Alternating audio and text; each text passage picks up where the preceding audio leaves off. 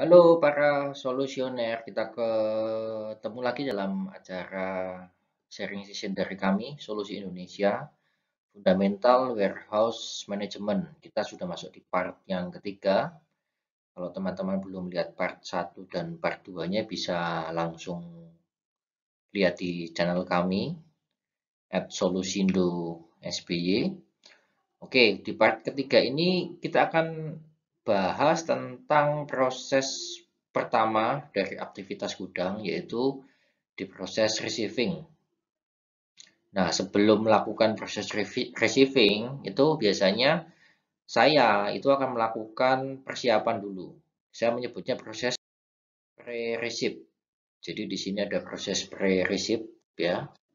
Proses pre-receive ini adalah biasanya saya akan melakukan proses persiapan sebelum menerima barang, antara lain satu adalah mengecek apakah di gudang itu sudah tersedia area untuk penerimaan. Jadi biasanya gudang ini cukup terbatas space-nya. Di area receiving itu perlu kita atur dulu. Kita estimasi dalam satu kendaraan truk yang akan datang atau kontainer itu kira-kira berapa palet sih yang akan kita terima.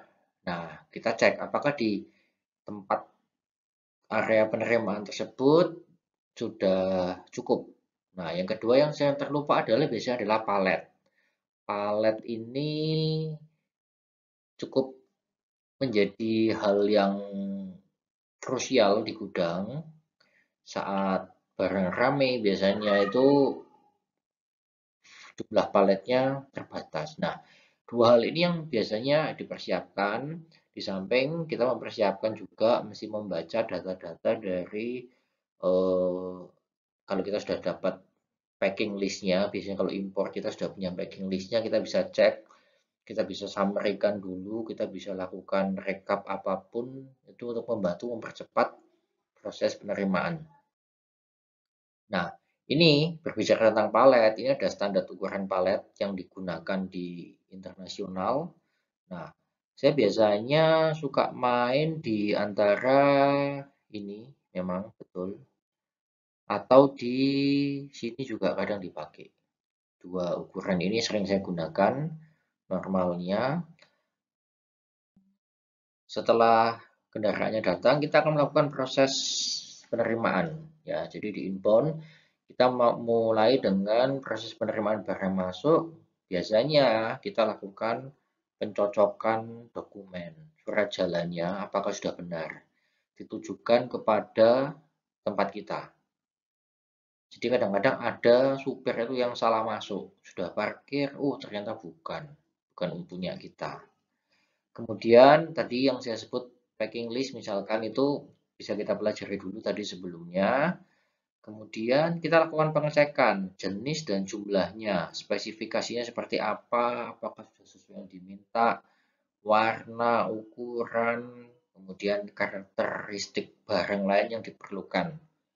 Kemudian kualitas, apakah barang tersebut rusak atau tidak. Nah, di beberapa perusahaan, terutama di pabrik, untuk kualitas ini dilakukan oleh bagian incoming quality control, seperti itu ya.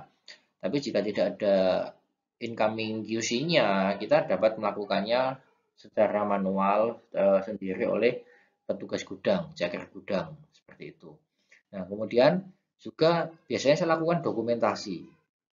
Dokumentasi ini untuk mencatat foto segala macam, apakah ada kerusakan, apakah ditemukan misalnya di kontainernya ada lubang, itu perlu untuk dicatat, difoto. Dokumentasi maksudnya kita melakukan foto. Kemudian ada juga kita harus melakukan validasi. Validasi bahwa itu sudah benar, kita sign, kita stamp. Biasanya ada QC pass atau dinyatakan barang ini sudah diperiksa secara fisik. Atau biasanya kalau di ekspedisi diterima koli tanpa dihitung isinya. Itu merupakan salah satu bentuk validasi. Nah, setelah itu dilakukan proses administrasi, ini di komputer untuk melakukan pencatatan ke dalam sistem. Itu adalah proses yang ada di dalam receiving. Oke, nah ini bentuk validasinya biasanya kita melakukan dalam yang pertama dari tanda tangani oleh petugas penerima, dituliskan namanya dengan jelas, kemudian tanggalnya, tanggal berapa diterima, dan yang terakhir adalah stamp receiving oleh bagian gudang. Oke, nah untuk dokumentasi foto yang bisa saya lakukan adalah pertama saya mengcapture kondisi kendaraan sebelum dibongkar. Ini menunjukkan bahwa kita tidak melakukan apa-apa, kita hanya foto aja. In case nanti ditemukan kerusakan atau apa, kita bisa membuktikan bahwa ini sebelum dibongkar kondisinya seperti ini. Nah, kemudian seal, jika ada seal kontainer biasanya ada seal itu apakah sealnya dalam keadaan utuh. Jika perlu di video ya di video. Kemudian waktu kendaraan dibuka pertama kali biasanya kita foto juga. Kita menunjukkan kondisi awal sebelum dilakukan pembongkaran. Apakah barang tersebut disusun dengan benar oleh supplier kita, apakah terjadi sesuatu di jalan sehingga barangnya jadi berantakan dan segala macam. Kemudian setelah kita lakukan proses pembongkaran, kita bisa foto kondisi empty-nya, kosongnya. Kontainernya seperti apa, truknya seperti apa. Kemudian masalah-masalah yang ada ini biasanya ini mencakup di kerusakan di fisik armada ya, entah itu truk, entah itu kontainernya, apakah ada lubang, karena biasanya kita akan diklaim, dikenakan biaya repair oleh pihak kontainer. Nah, kemudian terakhir, administrasi tadi melakukan proses input ke dalam sistem. Nah, ini contoh beberapa seal yang ada. Ini saya boleh katakan saat ini mungkin yang paling populer adalah seal dalam bentuk ini. Ini disebutnya biasanya seal botol ya. Nah, seal seperti seal botol ini cukup populer di Indonesia terutama, sering sekali digunakan. Kemudian kalau yang bawah ini seal yang saya paling tidak rekomendasikan ya.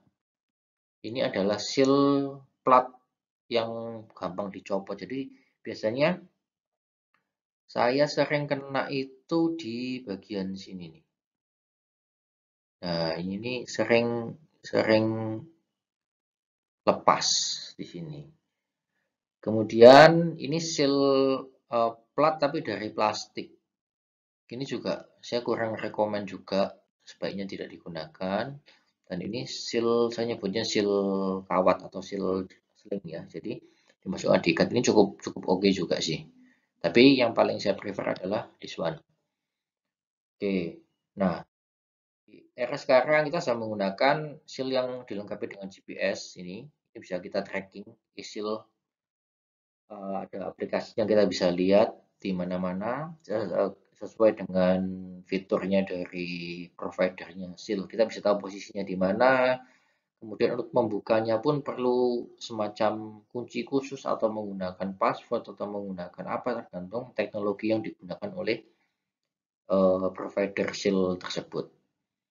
Nah, demikian untuk sesi kali ini tentang proses receiving. Teman-teman bisa terus follow di acara sharing session saya di Solusi Indonesia. Teman-teman bisa follow di Instagram kami atau di Twitter atau di Facebook atau di YouTube di Solusindo SBY. Oke.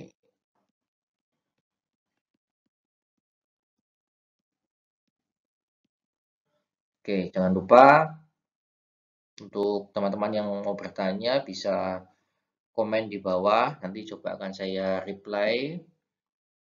Jika teman-teman memerlukan diskusi atau mau intens dengan kami terkait warehouse management bisa kontak saya, bisa buka di chat kami. Ya, di situ ada kontak saya di bawah, ada nomor WA saya bisa dikontak open.